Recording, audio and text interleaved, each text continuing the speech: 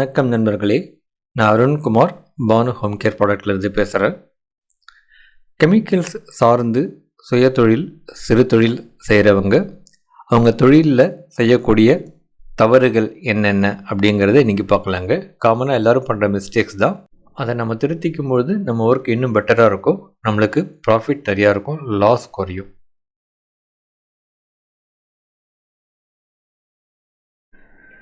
நம்ம ஒர்க் பிளேஸில் நம்ம பயன்படுத்துகிற எல்லா ரா மெட்டீரியல்ஸுக்கும், எல்லா இன்டர்மீடியேட்ஸுக்கும், எல்லா ஃபினிஷ்டு ப்ராடக்ட்ஸுக்கும் லேபிள் போட்டு வைக்கிற பழக்கம் நம்மளுக்கு எப்போவுமே இருக்கணுங்க.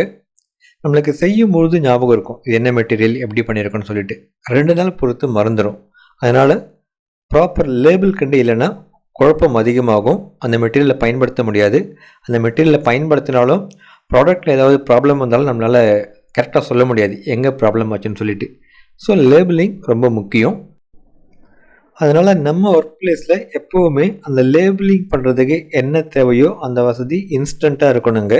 அதாவது ஸ்டிக்கர்ஸ் இருக்கணும், பேப்பர்ஸ், ஒயிட் பேப்பர்ஸ் இருக்கணும், பென் இருக்கணும், marker pen, colour pencil. So என்னென்னலாம் பாசிபிலிட்டிஸ் இருக்குமோ எல்லாமே ஒரு பிளாஸ்டிக் டேல போட்டு ரெடியாக வச்சுக்கணும். ஸோ நம்ம லேபிள் போடணும்னு நினச்சோம்னா இன்ஸ்டண்ட்டாக நம்ம கைக்கு எட்டுற தூரத்தில் அது இருக்கணும். ஆக்சுவலாக இன்னும் சொல்லப்போனால் ஒரு இடத்துல இல்லாமல் 2-3 இடத்துல அந்த மாதிரி அந்த சின்ன பிளாஸ்டிக் ட்ரே வச்சுக்கிட்டோம்னா எப்போ நம்ம லேபிள் போடணும்னு நினச்சாலும் நம்ம கை ரீச் ஆகிற தூரத்தில் அது இருந்ததுன்னா டக்குன்னு நம்ம லேபிள் போட்டு வைப்போங்க.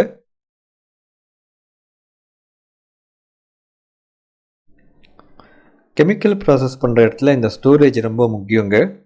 நம்ம எந்த பொருள் ஸ்டோர் பண்ணாலும் அந்த பொருளுக்குரிய முறையான கண்டெய்னரில் ஸ்டோர் பண்ணி வைக்கணுங்க. அது மட்டும் இல்லாமல் ஜஸ்ட்டு மூடி வச்சா பத்தாது, ஏர்டைட்டில் அதை நம்ம க்ளோஸ் பண்ணி வைக்கணும், இல்லைனா ஆக்சிடேஷன் ஆகும். ஃபார் எக்ஸாம்பிளுக்கு சொல்லணும்னா நம்ம அந்த 200 ml லைசால் பாட்டில் நீங்கள் வாங்கி பாருங்கள், அதை தொட்டு பாருங்கள், ரொம்ப ஸ்ட்ராங்காக இருக்கும்.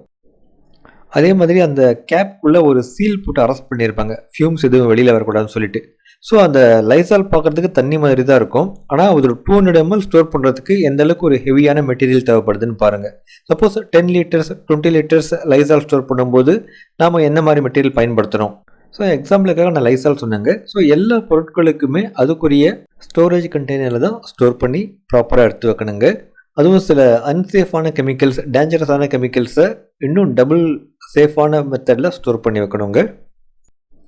டபுள் சேஃப் அப்படின்னா ஸ்டோர் பண்ணுற கண்டெய்னர் ஒன்று, செகண்ட் அதை எங்கே நீங்கள் வைக்கிறீங்க பிளேஸ், இது ரெண்டும் சேர்ந்தது தான் டபுள் சேஃப்.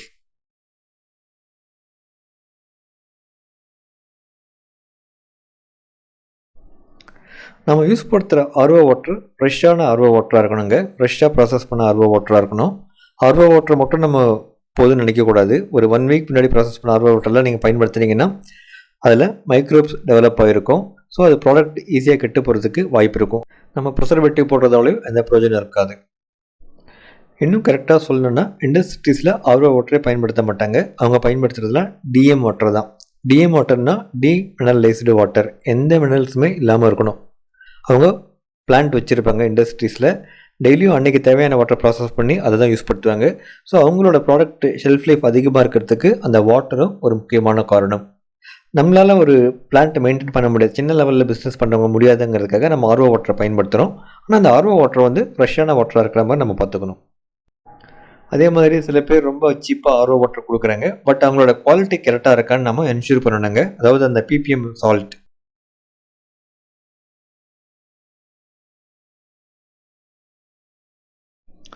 சேஃப்டி எக்யூப்மெண்ட்ஸ் நம்ம எப்பவுமே ரெடியாக வச்சுக்கணுங்க.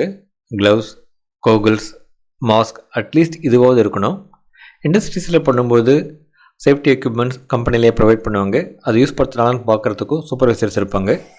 சின்ன லெவலில் பண்ணும்போது நம்ம பாதுகாப்பை நம்ம தாங்க உறுதிப்படுத்தணும். கெமிக்கல் ப்ராசஸ் பண்ணும்போது எப்போவுமே ரன்னிங் வாட்டர் ரெடியாக இருக்கணுங்க.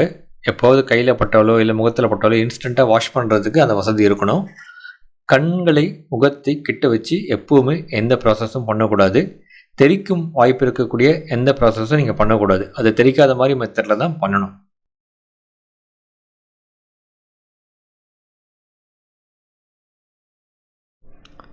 ட்ரையல் பேட்ச் போடாமல் நேரடியாக ப்ராசஸ்க்கு போகக்கூடாதுங்க.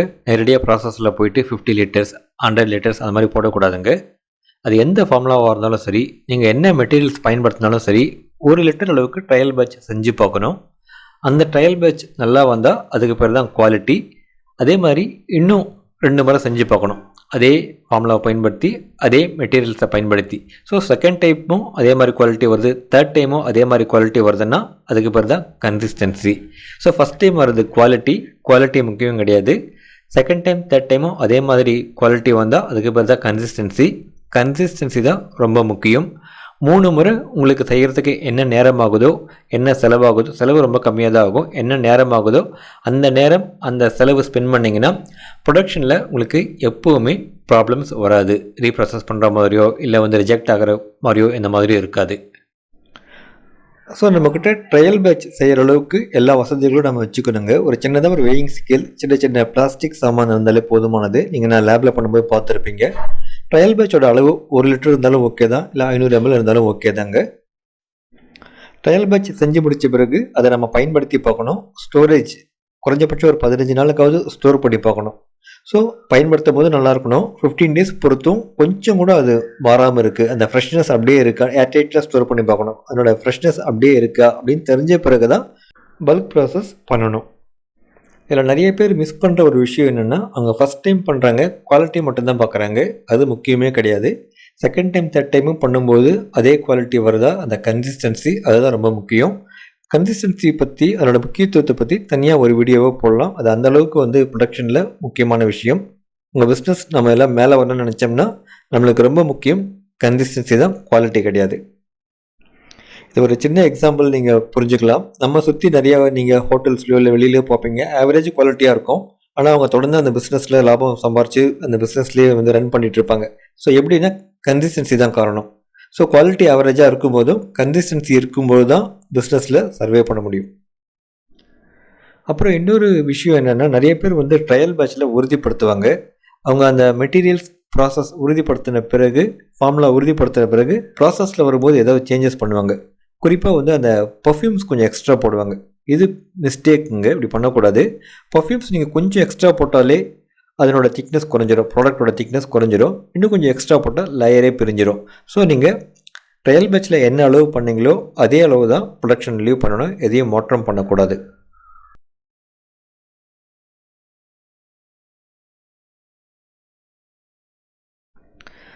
நம்ம ட்ரையல் பேட்ச் பண்ணாலும் இல்லை ப்ரொடக்ஷனுக்காக பல்க் ப்ராசஸ் பண்ணாலும் நம்ம என்ன பண்ணுறோமோ அதை ஒரு நோட் புக்கில் எழுதி வைக்கணுங்க.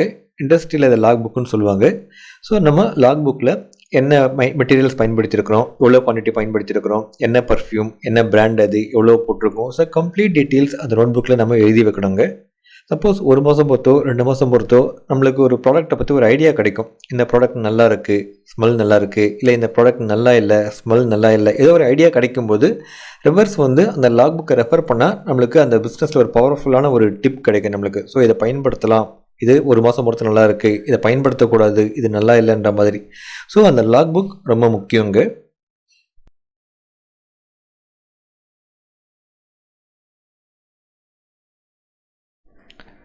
நம்ம ட்ரையல் பேட்ச் பண்ணி ஒரு ஃபார்முலா, ஒரு மெட்டீரியல்ஸ், ஒரு ப்ராசஸ் உறுதிப்படுத்தின பிறகு ப்ரொடக்ஷன் போகிறதுக்கு முன்னாடி அதை ஒரு சாம்பிள் எடுத்து வைக்கணுங்க. அதே மாதிரி ப்ரொடக்ஷன் பண்ணி முடித்த பிறகு அதையும் நம்ம மார்க்கெட்டுக்கு அனுப்புறதுக்கு முன்னாடி ஒரு சாம்பிள் எடுத்து வைக்கணுங்க. ஸோ எப்போது நம்மளுக்கு கம்ப்ளைண்ட் வந்தால் நம்ம சாம்பிள் நம்ம எடுத்து பார்க்கணும், உண்மையிலேயே கம்ப்ளைண்ட் வேல்யூபிளான கம்ப்ளைண்ட்டான்னு சொல்லிட்டு. நம்ம பொறுத்த வரைக்கும் நம்ம ப்ரொடக்ஷன் பண்ணுறதுக்கு முன்னாடி 3 முறை ட்ரையல் பேட்ச் பண்ணியிருக்கிறோம். 3 முறையும் ஒரே மாதிரி குவாலிட்டி வந்திருக்கு. அட்லீஸ்ட் 15 டேஸ் நம்ம சாம்பிள் எடுத்து வச்சுருக்கிறோம், நல்லா இருக்குன்னு உறுதிப்படுத்தியிருக்கிறோம். ஒரு 15 டேஸ்க்கு அது சேஞ்சஸ் எதுவும் ஆகலைன்னா அதுக்கப்புறம் கூட ஒரு 6 மாதம் சேஞ்சஸ் ஆகாதுன்னு நம்ம எதிர்பார்க்கலாம். ஸோ நம்ம பக்கம் எதுவும் ப்ராப்ளம் இருக்கிறதுக்கு வாய்ப்பு இல்லை. சப்போஸ் நம்ம அதை ட்ரையல் பண்ணாமல் இருந்தால் தான் இந்த மிஸ்டேக் நடக்கும். அது மட்டும் இல்லாமல் நம்ம கொஞ்சம் சாம்பிள் எடுத்து வச்சுருந்தோம்னா அது செகண்ட் கன்ஃபர்மேஷன். ஸோ வெளியிலேருந்து கம்ப்ளைண்ட் வரும்போது நம்ம டிஃபெண்ட் பண்ணலாம், இல்லைங்க எங்களுக்கு நல்லா தான் இருக்குது, நாங்கள் சாம்பிள் எடுத்து வச்சுருக்கிறோம், உங்களோட ஸ்டோரேஜ் ஹேண்ட்லிங்கில் தான் ப்ராப்ளம் இருக்குன்னு சொல்லிட்டு. ஏன்னா அதுதான் உண்மையும் கூட. நம்ம 2 முறை செக் பண்ணியிருக்கிறோம். ஒன்று ட்ரையல் பேட்ச் போட்டு அந்த சாம்பிள் எடுத்து செக் பண்ணி வச்சுருக்கிறோம், ப்ரொடக்ஷனில் எடுத்து வச்சு செக் பண்ணியிருக்கோம். நம்மளுக்கு 15 நாளில் கெட்டு போகாமல் இருக்குன்னா அவங்களுக்கு கெட்டு போயிருக்குன்னா ரீசனாக தான்.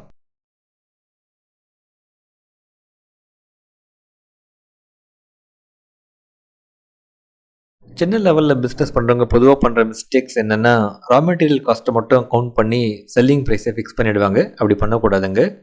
1 மந்த்துக்கு உங்களுக்கு டோட்டலாக என்ன எக்ஸ்பென்ஸ் ஆகுதோ, அதாவது லேபர் காஸ்ட், உங்களோட ரெண்ட், இபி, இவ்வளோ உங்களுக்கு ரிஜெக்ஷன் ஆகும், இவ்வளோ ஹேண்ட்லிங் லாசேஜ் இருக்கும். ஏன்னா கெமிக்கல் ஃபீல்டில் இதெல்லாம் அன்அவாய்டபிள்.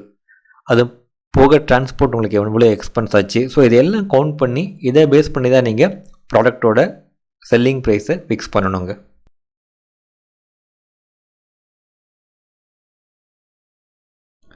ப்ராப்பரான ஹவுஸ் கீப்பிங் ரொம்ப முக்கியங்க.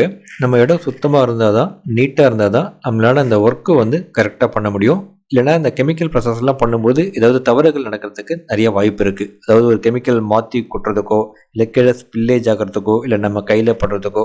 அதனால் அந்த ஒர்க் பிளேஸ் ரொம்ப நீட்டாக இருக்கணுங்க. அதே மாதிரி நம்ம அந்த வேஸ்ட் டிஸ்போசலில் கவனம் எடுத்துக்கணுங்க.